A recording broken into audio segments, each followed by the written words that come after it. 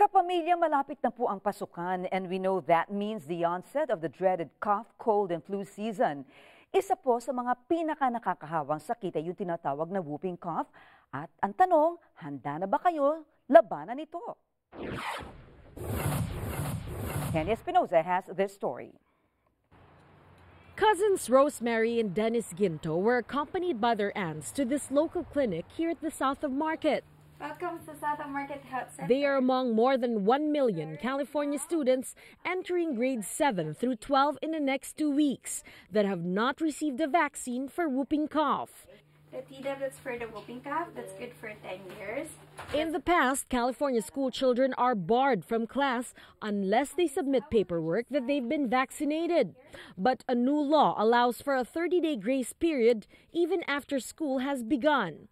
Dennis says he prefers that all his classmates, including him, get protected from whooping cough. Para hindi po maawa yung mga iba ko pong kaklase.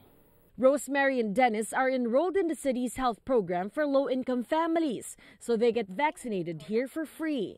Yung masaya po, kasi po, pwede, yung libre lang po lahat na dito. Tapos po, magiging safely ka pa po, yung magiging malusog ka, ganun.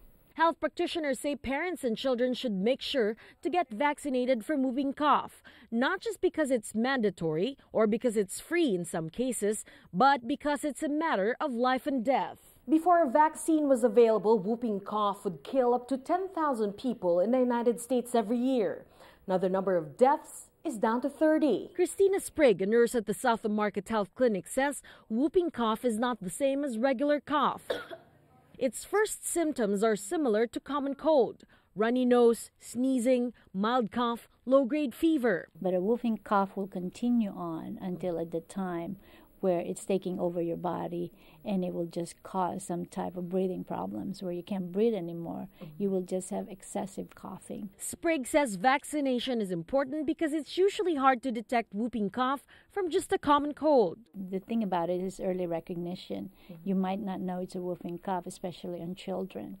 The children can suffer from it and probably die during their sleep because they will cough, cough, cough, and it can cause convulsion and seizure. Whooping cough is treatable but highly contagious. Sprigg says everyone in the family, not just the student, should get vaccinated to prevent the infection from spreading.